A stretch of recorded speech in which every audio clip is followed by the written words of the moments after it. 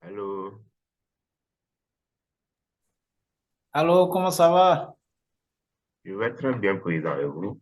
Ça va bien, bonjour, bonjour. Ok. Nous Dis-moi. sommes seulement deux ici. Oui, c'est ce que je suis en train de constater également. Ok. D'accord. Euh, Donc, sois la bienvenue dans cette session de discussion. J'aurai le plaisir merci d'animer beaucoup. ça. On aura 20 minutes pour échanger ensemble. Ok. Et le sujet dont nous allons discuter porte sur le thème définir un plan pour notre vie. Ok. Voilà, si tu te rappelles bien, c'est le chapitre 4 de Launching Leader. Exactement. Voilà. Exactement. Alors, à tout moment, si tu as des questions, on peut discuter dessus. OK? Et je vais aussi te donner l'occasion de partager aussi tes sentiments sur le sujet.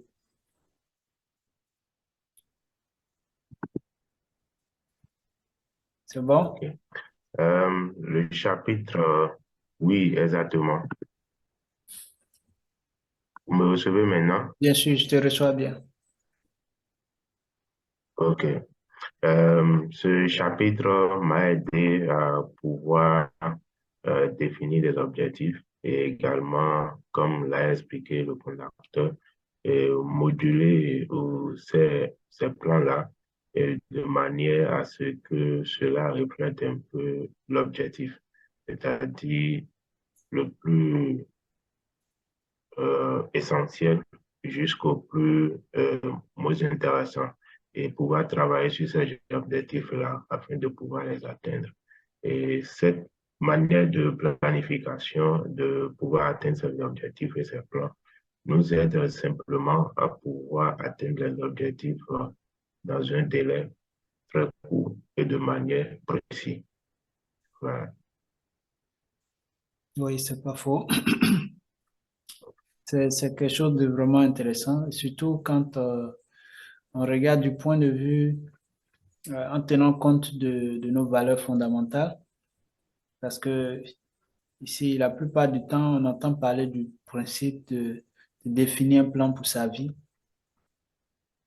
Mais très souvent, on est un peu confronté à ce défi où on a l'impression que le plan qu'on identifie ou qu'on définit pour notre vie n'est pas toujours aligné sur peut-être le genre de personne qu'on veut devenir.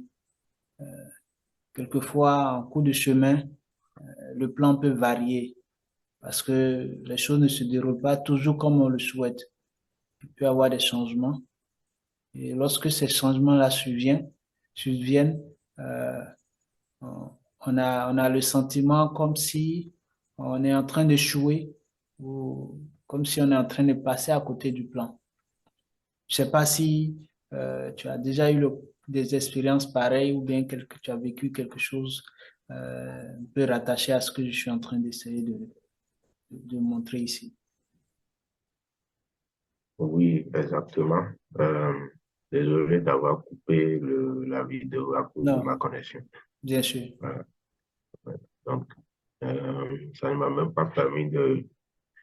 Après avoir fini les écrits qu'on m'a envoyés, et je devais commencer, ça coupait, coupait, coupait, et donc j'ai dû stop et écrire à Roséline. Donc, suite à cela, je peux dire que chaque fois dans notre vie, je fais face à ces genres d'expériences. Et je me dis souvent que la meilleure des choses à faire, c'est de se focaliser sur les objectifs que je peux atteindre et de ne pas, souvent je me réfère toujours aux Écritures et aux pensées des prophètes ainsi que aux pensées des, des écrivains qui ont écrit des meilleurs livres sur les choses sur lesquelles j'ai la capacité d'atteindre.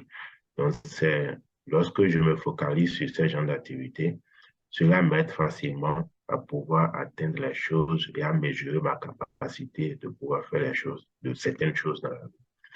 Donc, si je prends l'exemple de mon service, je me dis que les objectifs en manière d'administration et de gestion que j'arrive à fixer et les atteindre, c'est des choses auxquelles j'ai plus de temps à travailler dessus. C'est des choses sur lesquelles j'ai beaucoup réfléchi et j'ai pris l'expérience des anciens ou des anciennes personnes qui ont eu la même expérience que moi. Et en me focalisant un peu sur les expériences, j'arrive facilement à pouvoir s'en sortir et à me focaliser sur les choses que je peux faire de moi-même. Oui, effectivement.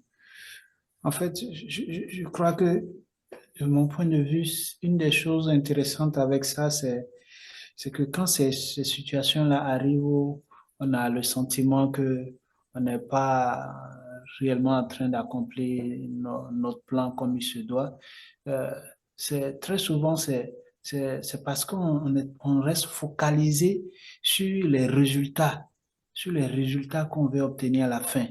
Et on perd de vue un peu les expériences qu'on peut tirer pendant qu'on est en train de vivre ces choses-là. C'est un peu comme, prenons le cas de quelqu'un qui veut voyager.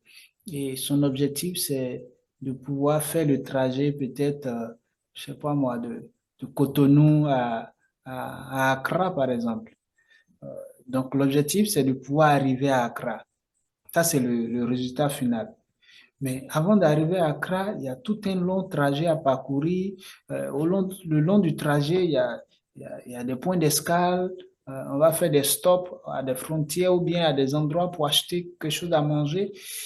Alors, les gens ressentent plus de frustration ou bien plus de sentiments d'échec lorsqu'ils sont focalisés plus sur le fait que on doit arriver peut-être à Accra à 18 heures. Et je regarde l'heure et je suis tellement préoccupé par le fait que je dois être à Accra à 18 heures que je n'arrive pas à apprécier chaque moment du trajet, le moment où on s'arrête pour manger quelque chose, pour discuter entre amis, pour prendre des photos souvenirs sur la voie ou bien pour acheter des petites choses souvenirs, parce que je suis tellement concentré sur le fait d'être présent à Accra, tous ces moments du trajet commencent à ne plus avoir de l'importance pour moi. Et donc, c'est ça souvent qui crée de la frustration parce que au cours du trajet, peut-être quelque part, les policiers nous arrêtent et puis comme ils nous ont arrêtés, on doit contrôler les pièces. Bon, pendant ce temps, ça peut être aussi un moment où on peut prendre le temps d'apprécier ce qui se passe autour de nous. Mais le fait qu'on est toujours focalisé sur le fait qu'on doit arriver à Accra, ça crée un sentiment de frustration chez nous, comme si on est en train de passer à côté de notre objectif final. Alors qu'en réalité, même si ces moments de défi ou bien ces situations qui semblent être des contretemps arrivent, mais tant qu'on continue sur le même trajet, on finira toujours par arriver à Accra tôt ou tard. Je ne sais pas si tu perçois un peu ce que je suis en train de ressortir ici. Oui, exactement. L'expérience de chaque instant. C'est ça, c'est ça. Ouais. Et je pense que c'est en quelque sorte ça également quand on réfléchit d'un point de vue du plan de notre Père Céleste. Pour nous, le plan, c'est réellement de revenir vivre en sa présence, d'avoir la vie éternelle. Mais beaucoup de frères, de sœurs chrétiens et autres euh, sont tellement focalisés sur le fait d'avoir cette vie éternelle-là, de faire chaque chose à la lettre, qu'ils n'apprécient pas réellement la vie chrétienne comme elle se doit dès l'instant où quelques défis, quelques épreuves surviennent. On a l'impression que Dieu nous a abandonnés ou qu'il nous a oubliés totalement, alors que il veut aussi te donner l'occasion de vivre l'expérience du trajet. Parce que c'est l'expérience du trajet qui va rendre ton voyage enrichissant en fin de compte. Le fait d'arriver à Accra n'est pas la chose qui t'épanouit, qui te donne la joie profondément, mais c'est tous les souvenirs que tu vas collecter tout le long du trajet. Ce sont les expériences que tu vas avoir tout le long du trajet qui vont enrichir en fin de compte ce voyage jusqu'à la destination finale. Parce qu'une fois arrivé à destination, tu es arrivé à destination. Il n'y a pas quelque chose qui peut changer encore. Et de là, peut-être notre prochain objectif, c'est de revenir encore à la maison.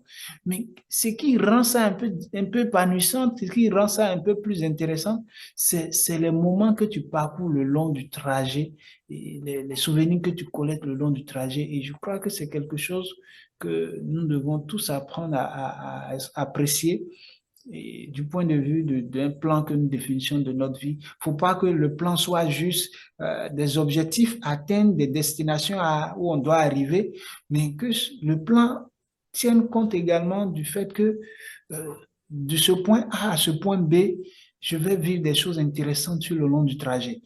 Je ne sais pas trop comment le trajet va se dérouler, mais je sais qu'en fin de compte, je dois être à tel point de destination. Mais ce qui sera passionnant pour moi, c'est de découvrir ce qui va se passer le long du trajet. Quel genre de personnes je vais rencontrer sur la voie? Quel genre de nourriture peut-être quelqu'un va m'offrir? Ou bien quel genre de relation je vais avoir avec un inconnu que je vais rencontrer sur le trajet? C'est tout ça qui va faire partie du fait que, en fin de compte, on va apprécier notre plan, on va chérir notre plan et on ne va pas ce sentiment d'échec parce que chaque moment de ce trajet, il y a quelque chose d'intéressant qu'on a acquis. Si je prends du point de vue de ton boulot, en fin de compte, tout le long du trajet, les expériences, les personnes avec qui tu vas collaborer, les échanges que tu auras avec elles, les moments que vous allez passer ensemble à apprendre à mieux connaître telle personne, c'est tout ça qui va te donner l'expérience enrichissante pour que demain tu puisses apprécier le travail que tu es en train d'accomplir dans la société dans laquelle tu es. Quand demain tu vas t'asseoir après, les souvenirs qui vont rester branchés ou bien rester gravés en toi, ce sont ces petits moments de détails que tu n'avais pas prévus à l'intérieur du plan,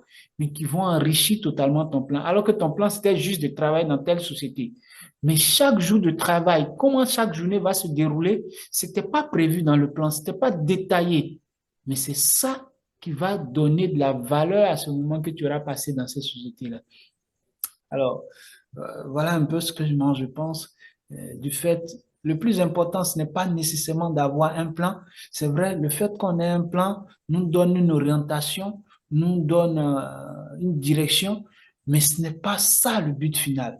Le but final, c'est d'avoir cette direction-là, mais de continuer d'apprécier chaque instant de ce trajet-là, de chérir ça, parce que c'est ça même la valeur du plan en fin de compte. Le fait qu'on ne sait pas comment ça va se passer, mais qu'on est prêt à embrasser chaque moment de tout le long de ce trajet-là. Je ne sais pas si tu as quelque chose que tu veux partager en fin de compte. Il nous reste 5 minutes ou une question que tu veux aborder avant qu'on ne clôture. Je pense que merci infiniment pour la direction de cette partie. Je pense que pour enrichir un peu, j'aimerais poser deux questions. La question est de savoir, lorsqu'au cours du chemin, nous sommes avec des objectifs et qu'il arrive que nous devons abandonner, comment devons nous comporter et à quoi devons-nous penser? Et si je vais me référer également à l'expérience du fondeur, du fondateur du moins, ma deuxième question est de savoir quel sentiment l'on a lorsque l'on abandonne. Quand il parlait de son expérience avec Bill Gates, et Bill Gates, s'est tourné vers l'informatique au moment où lui, il a tourné vers les activités. Maintenant, sur ce, comment pouvons-nous nous focaliser sur ce que nous avons choisi pour mieux enrichir l'expérience qui nous attend dans ce domaine? Oui, ce qui me vient à l'esprit, c'est le fait, c'est ceci. Pendant on est sur ce trajet-là, euh, il y a une chose qu'il faut savoir, c'est que tu ne peux pas tout faire. Tu ne peux pas tout faire parce que il y a beaucoup de portes qui seront ouvertes et tu ne peux pas passer par toutes les portes. Mais le fait de choisir une porte ne signifie pas nécessairement que tu ne pourras plus jamais passer par toutes les autres portes. Ce qui est intéressant, c'est que quand tu décides que, bon, peut-être le long du trajet, les choses ne se passent pas comme j'aurais bien voulu, alors pour l'instant, je vais devoir prendre par cette porte-ci et la porte même par laquelle j'aurais voulu passer, comme c'est bloqué actuellement, je vais passer par cette porte-ci et voir peut-être si Dieu permet, le temps viendra où je pourrai passer par l'autre porte. Ce que tu ne sais pas, c'est que tu ne sais pas si la porte par laquelle tu es en train de passer aujourd'hui, s'il y a un détour qui mène à l'autre porte que tu te dis que tu es en train d'abandonner maintenant. Parce qu'en fin de compte, en réalité, tout ça, c'est connecté. C'est pourquoi tu as besoin de te concentrer toujours sur tes valeurs fondamentales. Parce que ce sont tes valeurs fondamentales qui vont t'apporter ce sentiment où tu as l'impression, où tu auras le sentiment que tu n'as pas vraiment échoué. Peut-être que juste pour ce moment précis, tu devrais plutôt faire ça, ceci d'abord, te concentrer sur ceci. Dans le chapitre, on parle de ce qu'on appelle des points d'escale. La destination finale, euh, aujourd'hui, tu ne peux pas atteindre ça directement, mais pour arriver là-bas, tu as besoin de passer par un point d'escale. Comme je disais, ta destination finale, peut-être c'est Accra, mais si le bus doit rouler directement jusqu'à Accra, peut-être que le carburant ne sera pas suffisant pour arriver directement de Cotonou direct à Accra. Donc, il est nécessaire de faire une pause peut-être à Ila-Conduit, de moins 2 heures de temps. L'objectif étant peut-être de trouver du carburant parce que le carburant qui est là ne peut pas te suffire jusqu'à Accra. Alors, le fait que tu fasses cette pause-là ne veut pas dire que ton voyage est terminé. C'est juste une pause. Mais parce que tu ne vois pas demain, tu as le sentiment que peut-être ton voyage est achevé. Alors qu'en réalité, le voyage n'est pas achevé. C'est une pause que tu es en train de faire. Et dès que ce dont tu as besoin pour continuer le trajet va être mis en place, tu verras que la porte sera ouverte sans même nécessairement que tu aies mis toute l'énergie qu'il faut pour ouvrir cette porte-là. Peut-être qu'elle s'ouvrira d'elle seule. Et là, tu pourras continuer totalement ton voyage. C'est pourquoi le plus important, c'est de rester en harmonie avec toi-même tes valeurs. Tant que tu restes en harmonie avec tes valeurs, ce sentiment d'échec ne sera pas toujours là et tu n'auras pas toujours l'impression comme si tu as abandonné totalement ton objectif final. Tu sauras que non, là, c'est un point d'escale. Peut-être qu'aujourd'hui, je ne vois pas encore comment ce point, ce détour-là est associé à mon objectif final, mais pour l'instant, c'est ce détour que je peux faire. Peut-être que le moment va arriver où je pourrai poursuivre le reste de ma route. Mais tant que je suis associé, je suis rattaché à mes valeurs fondamentales, alors tu n'as en réalité rien perdu. Tu n'as en réalité rien perdu. Voilà ce que je peux te dire sur les deux questions. Je ne sais pas si ça répond à tes questions. Oui. Après votre explication, j'ai appris les principes de la patience et de la persévérance, et aussi d'attendre également que le calendrier du Seigneur soit mis en application. Je, je pense que ces principes nous aident non seulement à pouvoir apprendre la sagesse de la vie, et également nous aider à pouvoir connaître notre capacité d'exercer et aussi notre degré et comment nous pouvons arriver à aller au-delà de cela. Et je suis entièrement reconnaissant pour cette conférence qui m'a permis un peu de pouvoir revoir ma capacité, mes plans, comment les regrouper, comment les énumérer afin que je puisse facilement atteindre mes objectifs précis dans la vie. Merci. Merci aussi à toi.